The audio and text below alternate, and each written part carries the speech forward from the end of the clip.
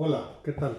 Hoy vamos a hablar de un tema que en las cosas que yo he leído y he buscado poco se toca, y es lo relacionado con las cicatrices.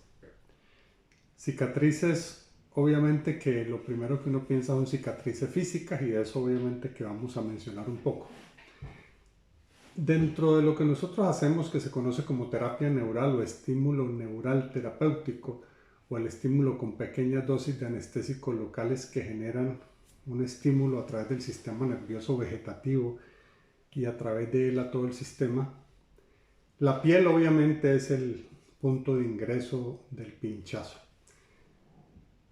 ¿Cuántas personas hemos tenido que, después de una intervención o de un evento traumático, quirúrgico, o inclusive eventos accidentales, como por ejemplo pinchazos de inyecciones, mordidas de animales, arañazos, etcétera, etcétera, comentan de manera así como casual, para eso es importante el interrogatorio y dirigir la historia clínica, que después de ese evento empezaron a suceder algunas situaciones. En las que hemos visto con más frecuencia son las mujeres que después de intervenciones ginecológicas, bien sea cesáreas, histerectomías, laparoscopías, etcétera, empiezan a manifestar síntomas que antes no tenían.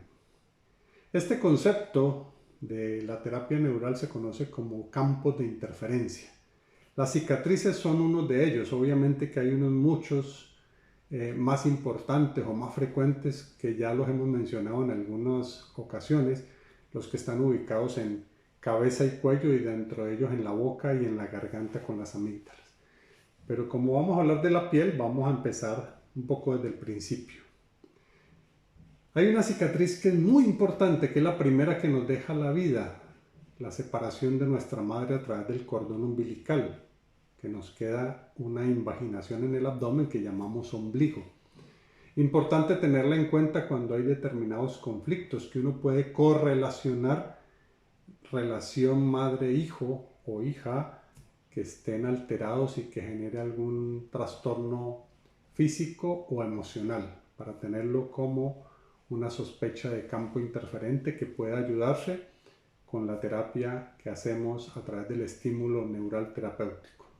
En los niños chicos también es cada vez menos frecuente, pero se encontraba antes la famosa BCGitis, que es después de la vacuna de la BCG, que genera unas inflamaciones, o incluso hay personas que algunas otras vacunas le generan lo que llaman cicatrices hipertróficas o de plano cicatrices queloides. Todas estas cicatrices que generan esa hiperreacción con una cicatriz muy gruesa, a veces dolorosa y estéticamente mal vista, debe ser catalogada como sospechosa al menos de ser generadora de un campo de interferencia. Al hacer el estímulo neural terapéutico, no solamente podemos descartar ese efecto como campo interferente, sino que una vez hecho el procedimiento y que el paciente nos dice, oiga, generalmente me estoy sintiendo mejor, pero como dato curioso, la cicatriz empieza a disminuir su tamaño, mejora sus características y estéticamente se ve mucho mejor. O sea que sin ser este el objetivo primario, cuando deja de ser un campo interferente o empieza a mejorar con el estímulo neural terapéutico, la situación estética de esa cicatriz empieza a mejorar muchísimo. Y eso aplicable a todo tipo de cicatriz, en este caso la BCG o la de las vacunas, que a veces hay niños que hacen estas reacciones. Las cicatrices que han sido generadas o que se quedan como lo que se llama cierre por segunda intención, porque fueron cicatrices infectadas, pacientes con peritonitis, heridas abdominales complejas o en cualquier otra parte del cuerpo que generan este tipo de cicatriz, y que podemos sospechar campo interferente. Podemos hacer el estímulo neural terapéutico con los pinchazos que hacemos en la terapia neural, y obviamente lo que les decía hace poco, se puede mejorar estéticamente.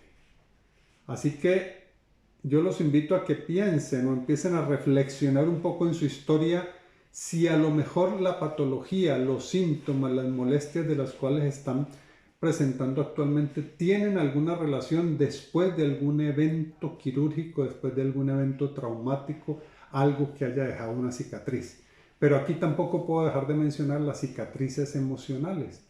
Hay traumas emocionales que dejan un impacto y uno le pregunta al paciente, ¿usted dónde siente su pena, su rabia, su angustia, su dolor? En general la emoción que catalogan como negativa, y el paciente, ese ser humano que nos consulta por alguna otra cosa que a lo mejor no ha hecho esa correlación, dice, oye, yo lo siento acá en el cuello, lo siento en el pecho, lo siento aquí en la boca del estómago, o inclusive hay algunas personas que se han tocado algún otro sitio, y ahí uno puede colocar el estímulo neuroterapéutico y esperar a ver cuál es la reacción de ese sistema ante ese nuevo estímulo reorganizador.